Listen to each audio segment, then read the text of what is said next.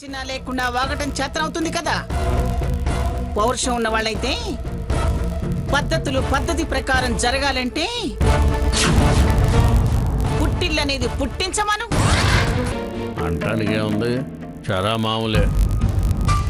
ఏమిట్రా? పంపటం కుదరదందన్నయ్య. సాంప్రదాయం కాదని నువ్వు అనలేదా? ఆవిడ సాంప్రదాయం కాదనే అంది. మళ్ళీ మొదటికి రాకు. ముందు జరగాల్సిన వ్యవహారం ఏంటో ఆలోచించు. మనం ఏం ఆలోచించినా ఫలితం శూన్యం అన్నయ్య. ఏమైనా ఆవిడ దయ మన ప్రాంతం.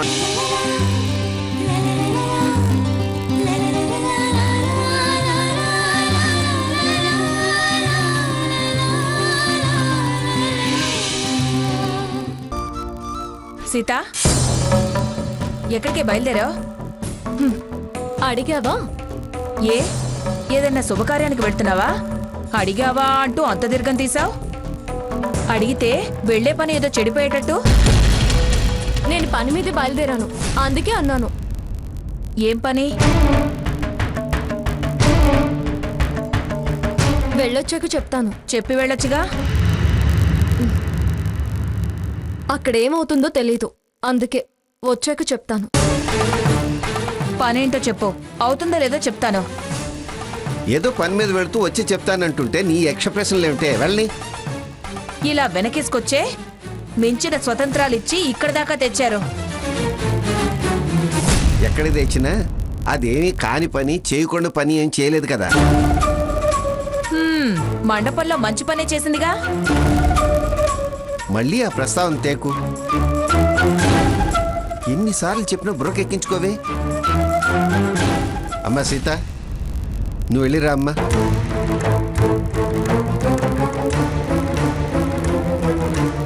ఎక్కడికి వెళ్తున్నావే అని అమ్మగా అడిగే హక్కు లేదా నాకు? వచ్చాక చెప్తానన్న తర్వాత అలా నిలదీయడం తప్పు. వదినా వదిలేయి. తప్పుల సంగతి అటుంచు, ముందు పప్పు ఉడికిందో లేదో చూడు. ఆకలి దంచేస్తుంది. ఎవడి లోకం వాడిది. తిండి ధ్యాస తప్ప మరో ధ్యాస ఉండదు. అవును, అత్తయ్య శ్రావణి వస్తామన్నారుగా, బయలుదేరారో లేదో కనుక్కున్నారా? ఎప్పుడో బయలుదేరేది ఫోన్ చేశారులే గాని ముందు అన్నం అయిందో లేదో చూడవే. ఆకలి దంచేస్తుంది. అనయా రానే ఆకలేస్తుందిరా. అబ్బా ఉండు. నిన్నటి నుంచి ఏం తెలియదు, ఆకలేస్తుంది. పద. ఈ గొడవలు ఎప్పుడు ఉండేయా నువ్వురా? అమ్మా నమస్కారం. అయ్యా నమస్కారం. నమస్కారం. కూర్చోండి పంతులు గారు. అమ్మా, ఇవాళతో ఇక్కడ నిద్రలు పూర్తవుతాయి. ఇక అత్తవారింట్లో 3 నిద్రలే. ఆ నిద్రలలోనే జరగవలసిన కార్యక్రమం అదే. శోభనానికి దివ్యమైన ముహూర్తం చూసి తమరికి చెప్దామని వచ్చాను. నాకు తెలిసినంత వరకు ప్రస్తుతానికి మీ ముహూర్తాలు అవి అవసరం లేదనుకుంటాను. తమరు వచ్చిన దారినే వెళ్ళడం మంచిది. అదేమిటండి అలా అంటారు? మబ్బులు కమ్మి వాతావరణం గంభీరంగా ఉందిలేండి, అందుకని. కాస్త మీరు ఆపుతారా? మీరే పెద్ద మబ్బు మనిషి. మబ్బులట మబ్బులు. అమ్మగారు కోపం మీద ఉన్నట్టున్నారు. అవసరమా? మీకు అవసరమా ఆ విషయం? కోపం దానికి కొత్త,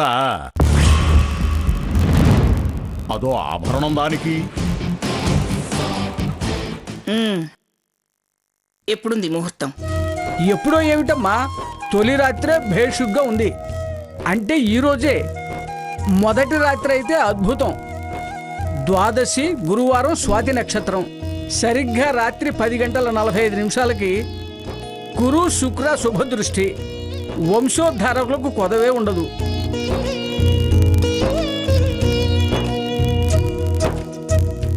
ప్రతి సంవత్సరం శ్రీమంతాలతో ఇల్లు కళకళలాడుతుంది. అందరి చేతుల్లోకి చంటి పిల్లలను అందిస్తుంది. ఇల్లంతా బోసినవ్వులు, కేరింతలు. ముహూర్తాలు బాగానే ఉంటాయి గాని మూడు బాగుండొద్దు.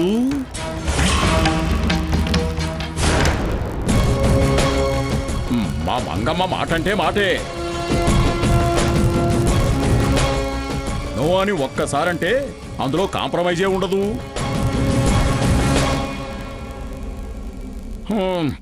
మీ మాటలు వింటుంటే ఎప్పుడెప్పుడు ఈ ఇల్లు అలా అవుతుందా అన్న ఆశ.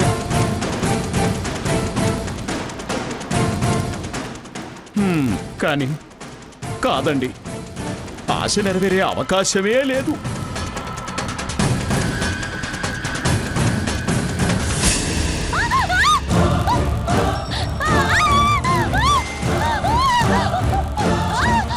ఏమైంది? ఏమైంది?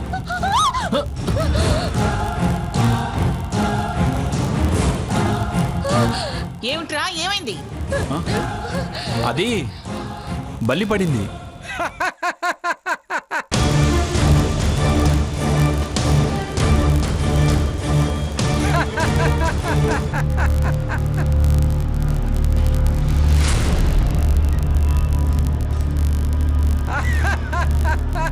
మంత్రులు గారు,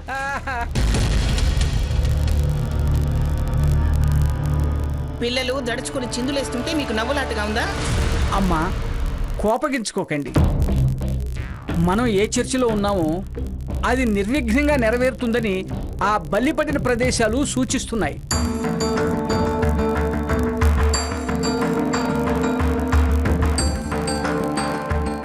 ఏమిటి? అవునమ్మా.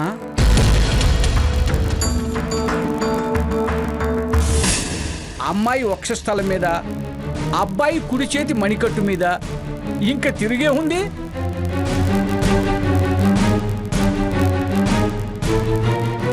అమ్మాయి విషయంలో పుత్రలాభం,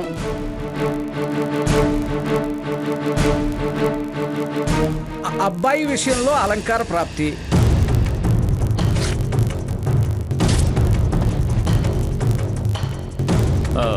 మంత్రాలకే చింతకాయలన్నట్టు బల్లి శకునానికే పిల్లలైతే కార్యం కార్యక్రమం అవసరం లేదంటారు. అయ్యయ్యో, నేనా మాట అనలేదండి. పంతులు గారు, నేను తర్వాత ఫోన్ చేస్తాను కానీ తమరు వెళ్ళండి. ఈయనకి మధ్య చేతులు ఎక్కువైపోయాయి. నెత్తిన బల్లి పడినట్టుంది. నెత్తిన పడితే కలహం తల్లి. అది మాకు తెలుసు, అందుకే మిమ్మల్ని వెళ్ళమంటున్నాను. సరేనమ్మా.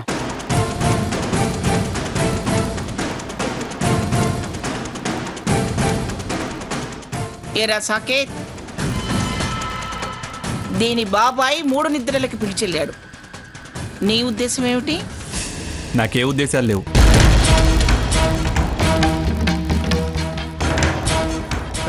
వయసుకు తగ్గ మాటలు మాట్లాడరా పిచ్చి సన్నాసి. సంసారం గురించి అడుగుతుంటే సర్వసంగా పరిత్యాగిలా మాట్లాడతావేమిట్రా? ఏమండి? అది కాదు మంగా, వాడలా అంటే పంతులు గారు పెట్టిన ముహూర్తం ఏం కాను? నీ కోరిక నా కోరిక ఏం కావాలి? పడిందండి, నిజంగానే మీ నెత్తిన బల్లి పడింది. వదిలేస్తుంటే తల బాగా ఎగరేస్తున్నారే. నా నెత్తిన కాదే, నీ నెత్తిన పడింది.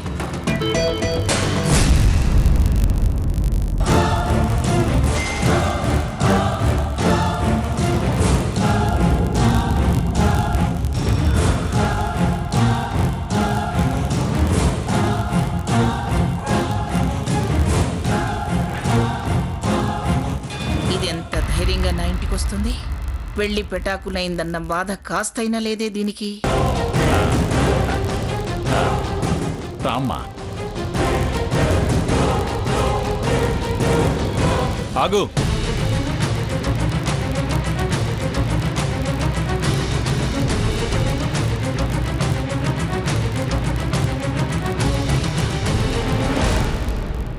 ఏయ్, ఎందుకు వచ్చావు? మా ఇంటికి ఎందుకు వచ్చావు?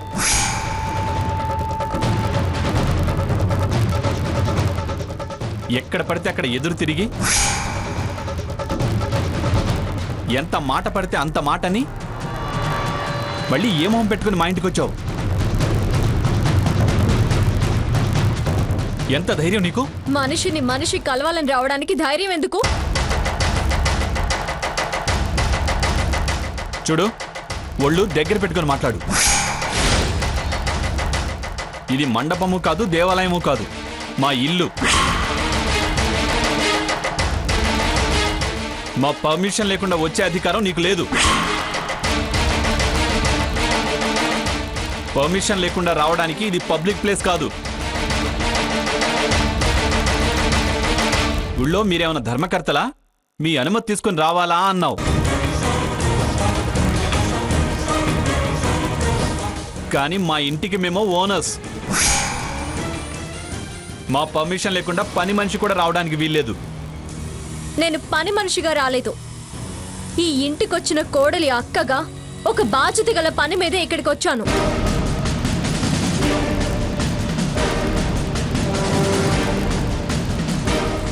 అక్కలేదు, తొక్కలేదు.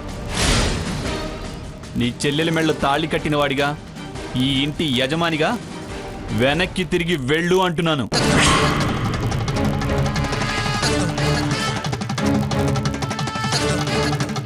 అయినా మంటపంలో ఏమన్నావు? మీకు మీ సంబంధానికి 1000 నమస్కారాలు, 100 కోటి వందనాలు అని వెళ్ళావు. మళ్ళీ సంబంధాలు, వరసలు, చుట్టరికాలు అనడానికి సిగ్గులేదు.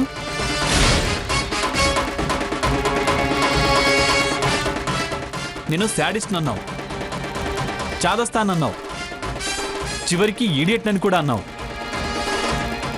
అన్ని మాటలని నా గుమ్మంలోకి వచ్చినా నిన్నేమనాలి? మర్యాదగా వెళ్ళిపో, లేకపోతే ఇదిగో ఇలా ప్రవర్తిస్తేనే అలా అనాల్సి వచ్చింది.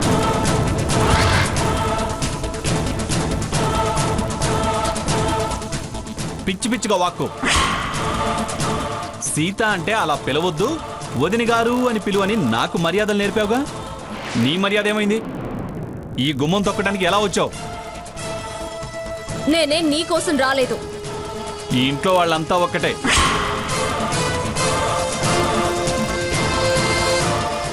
నువ్వేం విడదీసి మాట్లాడాల్సిన పని లేదు. ముందు వెళ్ళు. ఇలా అంటారని తెలియక రాలేదు, తెలిసే వచ్చాను. అందుకే నేను వెళ్ళను.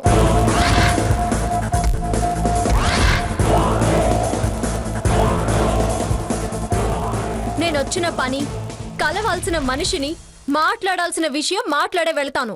ఏమిటే ఇందాకటి నుంచి చూస్తున్నాను, ఏమిటి వాడితో వాదిస్తున్నావు? ఎవరితో మాట్లాడాలి? నీ చెల్లెలతోనా?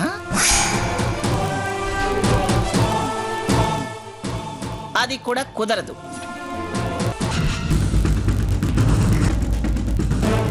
వెళ్ళావు, వెళ్ళవతలకి. అతనితో అన్నట్టు మీతో నేను అనలేను. ఎందుకంటే మీ మీద నాకు ఇంకా గౌరవం ఉంది కాబట్టి. నేను వచ్చింది మీతో ఒక ముఖ్యమైన విషయం మాట్లాడడానికి. నాతో నువ్వు మాట్లాడేదేమిటి? మా బాబాయిని మీరు అడిగిన ప్రశ్నలకి సమాధానం చెప్పడానికి ఇక్కడికి వచ్చాను.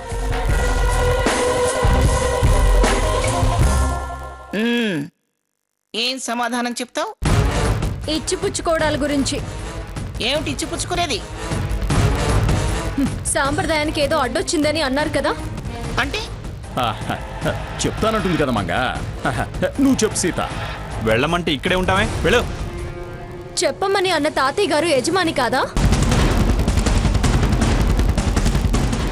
పర్మిషన్ ఇచ్చారుగా. నువ్వు కూర్చోమ్మా సీత. మర్యాద తక్కువ వాళ్ళకి మర్యాద ఇవ్వాల్సిన అవసరం లేదు. ఏమిటో చెప్పు. నిలబడినంత మాత్రాన మర్యాదేమీ తక్కువ కాదులేండి. అయినా మీ గౌరవం మీకు ఇవ్వాలి. నేను నిలబడ్డమే మీ గౌరవం లేండి.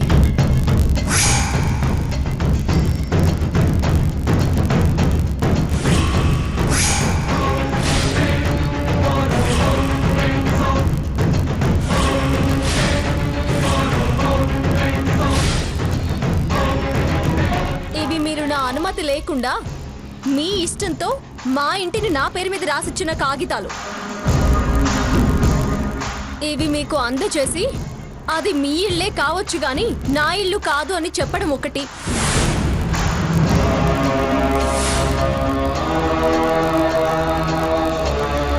అదిగోండి, ఈ మధ్యనే కట్టిన పన్ను రసీదు. ఈ మధ్యనే కట్టిన ఇంటి పన్ను రసీదు కూడా దాంట్లోనే ఉంది. అంటే అంటే అది మా నాన్న పేరు మీదే ఉంది.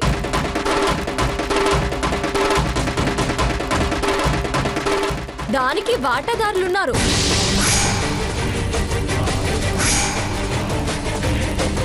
వారసులు కూడా ఉన్నారు. అంటే అది మా వంశకుల ఇల్లు. ఇప్పుడు చెప్పండి, అది మీ ఇల్లా మా ఇల్లా?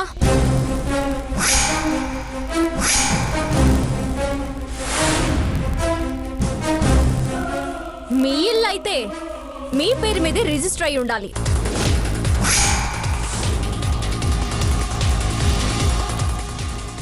లేదా మీ ఆధీనంలో ఉండాలి. అటు రిజిస్ట్రేషను కాలేదు, ఇటు ఆధీనంలో లేదు. కాబట్టి 3 నిద్రలకి పంపించడానికి ఇప్పుడు మీకే అభ్యంతరము లేదనుకుంటాను.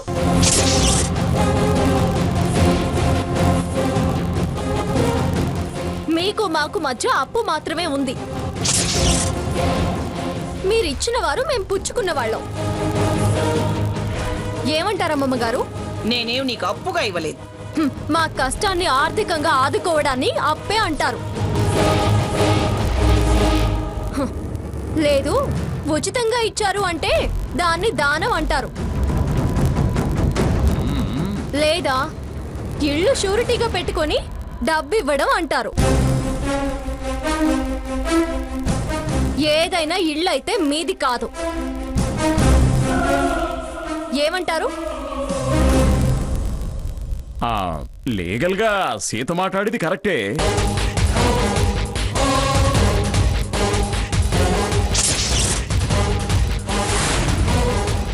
మీరు మాట్లాడకుండా ఉండడం కరెక్ట్.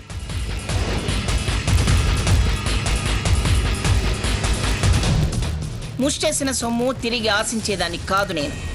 అది నా ఇల్లే అంటే అర్థం ఏంటి? ఒకవేళ మీరు ముష్టే అనుకున్నా మేమేమి ముష్టోళ్ళం కాదు దాన్ని తీసుకోవడానికి.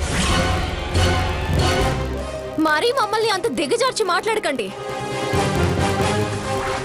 కాదు అనుకుంటే మీరే ఉంచుకోండి, లేదు అంటే మాటని వెనక్కి తీసుకోండి. నా మాట వెనక్కి తీసుకోవాలన్నా, ఈ కాగితాలు వెనక్కి తీసుకోవాలన్నా పౌరుషాలు చూపించగానే సరికాదే. లెక్క తేల్చి ముందు ఎంత ఇచ్చానో అంత తిరిగివ్వు. అయినా ఈ ఒక్క లెక్కేమిటే? ఎప్పుడెప్పుడు ఏ అవసరాలకి ఎంతెంత సహాయం చేశానో అంతా అనా పైసలతో సహా చెల్లించి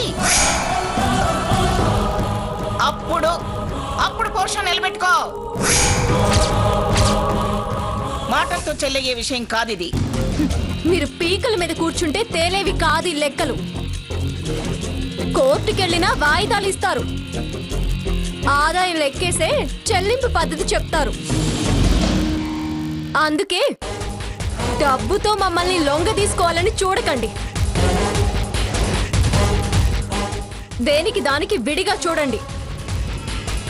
అప్పుకి ఆచరించాల్సిన పద్ధతులకి లింక్ పెట్టకండి. నా మాటలు మీకు తప్పుగా అనిపించొచ్చు, కానీ కాస్త ఆలోచించండి. పెద్దవారు చూడండి అమ్మమ్మ గారు, సాంప్రదాయాలన్నీ తెలిసినవారు. చిన్నదాన్ని నేను మీకు చెప్పడం బాగుండదు. దయచేసి వాళ్ళిద్దరిని 3 నిద్రలకి మా ఇంటికి పంపించండి. అలా జరగకపోతే ఇలా మా చెల్లెల్ని మీ ఇంట్లో ఉంచడం పద్ధతిగా ఉండదు. పంపకపోతే ఏం చేస్తావు?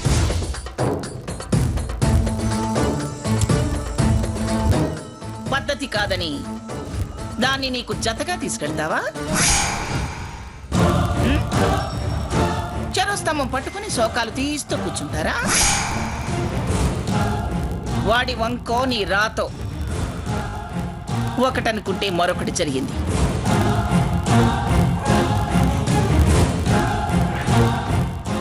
దీనికేది పరిష్కారమో నాకు తెలుసు. కాగితాలు చేతిలో పెట్టి 4 మెలిక మాటలు మాట్లాడగానే సరిపోతుందా? పిల్ల కాకివి నువ్వు చెప్పింది పద్ధతి అయిపోతుందా? పంపించాలో పంపించకూడదో నిర్ణయించుకోవాల్సింది మేము. నువ్వు చెప్తే గాని తెలుసుకోలేని స్థాయిలో లేవు మేము. కాగితాలు చేతిలో పెట్టగానే రాసింది రద్దు కాదు పిల్ల. నేనప్పుడు ఏమనుకుని రాయించానో అది అలాగే ఉంటుంది. అది నాకు సంబంధించినంత వరకు నా ఇల్లు లేదా నీ ఇల్లు. వాటాదారుల హక్కు ఇచ్చేశాను. వారసులకి ఏ హక్కు లేదు. ఒకవేళ ఉందన్నా లేదు అని నిరూపిస్తా. నిరూపించి తీరతా.